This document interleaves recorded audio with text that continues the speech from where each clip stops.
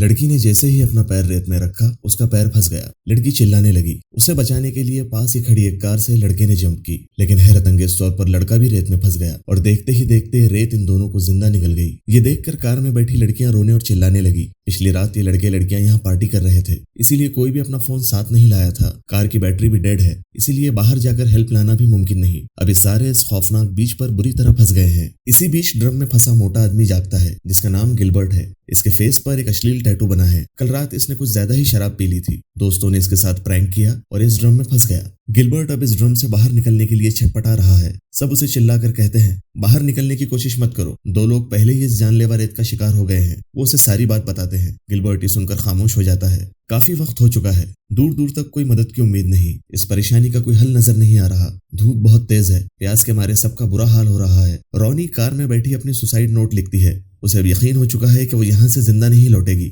Gilbert की body नीचे से गलना शुरू हो गई है और खत्म होने की कगार पर है। काफी गौर करने के बाद वो ये अंदाज लगाते हैं कि ये रेत किसी भी जिंदा चीज को ही अटैक कर रही है। गाड़ी में बैठे ये लोग रेत में पड़ा एक टूटा हुआ शेल देखते हैं। वो कहते हैं, कल रात तो ये शेल टूटा हुआ नहीं था। हो सकता है इस रेत के अंदर कोई मॉन्स्टर हो जो इस शेल से निकला हो और रातों रात इतना बड़ा हो गया हो। हमें अगर इस मॉन्स्टर की हद पता चल गई तो हम इससे बच सकते हैं। तभी काइली एक सॉसेज निकालकर रेत पर फेंकती है। वो सॉसेज रेत में गायब हो जाता है। फिर से एक सॉसेज थोड़ी दूर फेंकती है, रेत वो भी खा लेती है। काइली अगला सॉसेज और दूर फेंकती है, लेकिन रेत वो सॉसेज नहीं खाती।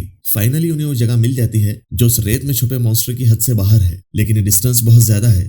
वहां तक पहुंचने में अगर जरा भी कोताही हुई तो ये जानलेवा हो सकता है। कार में बैठा एक लड़का जिसका नाम जॉना है, वहां तक जाने के लिए कार से बाहर आता है। वो उस जगह तक पहुंचने के लिए 2 सर्फिंग बोर्ड की मदद लेता है। सर्फिंग बोर्ड से जैसे ही वो पैर टेबल पर रखता है, सर्फिंग बोर्ड फिसल जाता है। टेबल पर अपने दोनों हाथ टिकाकर वो किसी तरह बैलेंस करता है, लेकिन बोर्ड के नीचे रेत होने की वजह से वो फिसल रहा है। जॉना के पेट और रेत में बहुत ही कम फासला बचा है। मॉन्स्टर रेत से निकल के जॉना के पेट को पकड़ने की कोशिश करता है। जॉना तकरीबन 1 घंटे तक इसी पोजीशन में रहता है। जब ये कंडीशन बर्दाश्त से बाहर हो जाती है, जॉना जंप करके टेबल तक पहुंच जाता है। उसके पेट से खून निकल रहा है। वो टेबल पर लेट जाता है। जॉना बैग खोलकर खाने के लिए कुछ तलाश करता है। वो जैसे ही खाना शुरू करता है, उसके पेट पर छाले आने लगते हैं। वो दर्द की शिद्दत से बुरी तरह तड़पता है। मॉन्स्टर साथ ही गाड़ी के टायर्स पर भी अटैक करने की कोशिश कर रहा है। गिलबर्ट को अचानक याद आता है कि उसने अपना फोन गाड़ी की डिक्की में रखा है, लेकिन बिना गाड़ी से उतरे डिक्की से फोन निकालना पॉसिबल नहीं। इस काम के लिए रॉनी आगे आती है। डिक्की खोलने के लिए वो गाड़ी के बम्पर पर खड़ी होती है। वो चैंडा से कहती है कि अगर मैं यहाँ से जिंदा ना लौटी तो मेरा लिखा सुसाइड नोट मेरी माँ को जरूर दे देना। रॉनी के पैर कांप रहे हैं, वहां खड़े होना मुश्किल है। तभी काइली एक बड़े हुक से रॉनी को सपोर्ट देती है। थोड़ी देर ट्राई करने के बाद वो डिक्की ओपन करने में कामयाब हो जाती है।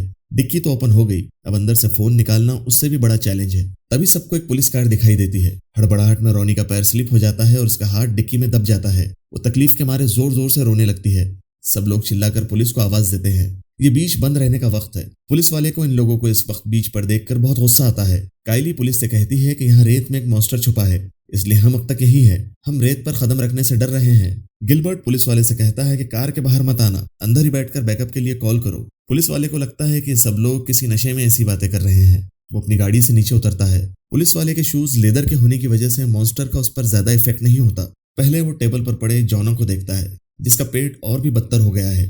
फिर वो गिलबर्ट को ड्रम से निकालने की कोशिश करता है, लेकिन नहीं निकाल पाता। पुलिस वाला गुस्से से बड़बड़ाते हुए आगे बढ़ता है। वो काइली और मिच को नीचे आने के लिए कहता है। वो नीचे आने से मना कर देते हैं। वो अपने पॉकेट से चिली स्प्रे निकालता है, तभी उसके हाथ से चाबियों का गुच्छा नीचे गिर जाता है। जैसे ही वो चाबियां उठाने के लिए रेत में अपना हाथ डालता है, मॉन्स्टर उसका हाथ पकड़ लेता है। सब चिल्लाने लगते हैं। ये पुलिस वाला उनकी इकलौती उम्मीद था।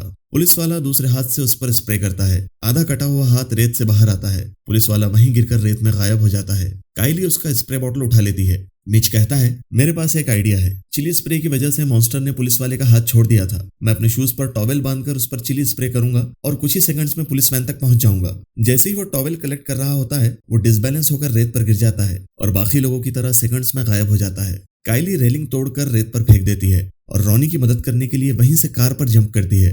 तीनों उस रेलिंग पर चलते हुए टेबल तक आने की कोशिश करते हैं, लेकिन बदकिस्मती से रॉनी का बैलेंस आउट हो जाता है और वो मॉन्स्टर का खाना बन जाती है। चैंडा अपने जूतों पर टॉवेल बांधकर किसी तरह पुलिस वैन तक पहुंच जाती है। गिलबर्ट की आधी बॉडी वैसे ही गल चुकी थी। मॉन्स्टर ड्रम से बाहर आता है और उसे नीचे खींच लेता है। शाम हो गई है। काइली जॉना के साथ टेबल पर ही बैठी है और चैंडा पुलिस के वैन पर। वैन की चाबियां ऑफिसर के हाथ से छूटकर रेत में गिर गई थी, इसलिए चैंडा वो वैन स्टार्ट नहीं कर सकती। फाइनली चैंडा को वैन की छत पर एक राफ्ट मिलती है। वो राफ्ट खोलकर काइली और जॉना की तरफ फेंकती है। दोनों किसी तरह राफ्ट पर से होते हुए गाड़ी तक पहुंचते हैं। काइली जॉना को गाड़ी में बिठाती है। तभी मॉन्स्टर रेत के नीचे तेजी से हलचल करता है। काइली गाड़ी से नीचे राफ्ट में गिर जाती है। मॉन्स्टर अपने टेंटिकल्स रेत से बाहर निकालता है। रात होने से मॉन्स्टर की ताकत और बढ़ जाती है। काइली वैन की छत पर चढ़कर पेट्रोल का एक कैन उठाती है। मॉन्स्टर वो कैन काइली के हाथ से छीनकर फेंक देता है। लकीली वहां एक और पेट्रोल कैन होता है। काइली आसपास पेट्रोल छिड़क देती है और जेब से माचिस निकालकर आग लगा देती है। मॉन्स्टर फिलहाल तो गायब हो जाता है। काइली वैन में जाकर बैठती है। थोड़ी देर बाद चैंडा और काइली को पता चलता है कि जॉना भी मर चुका है। आखिरकार ये डरावनी रात गुजर जाती है। सुबह एक लड़का जो बीच पर सर्फिंग के लिए आता है वैन के पास जाकर मदद के लिए पूछता है। वो दोनों बिना कुछ कहे गाड़ी से निकलकर चुपचाप चली जाती है। चैंडा और काइली ने जो एक्सपीरियंस किया है शायद वो उसे सुनाने की भी हिम्मत न करे। वीडियो पसंद आया तो लाइक करें और चैनल को सब्सक्राइब करें।